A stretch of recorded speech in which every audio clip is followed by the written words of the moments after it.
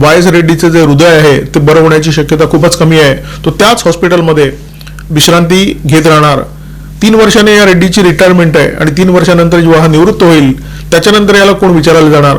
कोणी विचारायला जाणार नाही. त्याच्यानंतर कदाचित त्याच्याकडे असलेला भक्कम पैसा घेऊन हा परदेशामध्ये पळून जाईल, कारण त्याचं पासपोर्ट सुद्धा अजून जप्त करण्यात आलेलं नाहीये. पुन्हा एकदा भ्रष्टाचाराने कमवलेला पैसा या अधिकाऱ्याला संरक्षण देतोय. वाय एस रेड्डी हैदराबादमध्ये सुखात आहे, मजेत आहे, पंचतारांकित सुविधा उपभोगतोय.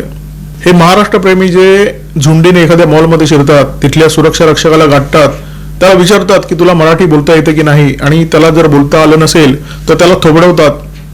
ही तीच मंडळी आहे जी एखाद्या बँकेत शिरतात, बँकेच्या अधिकाऱ्याची कॉलर पकडतात कारण त्याला मराठी बोलता येत नसतं.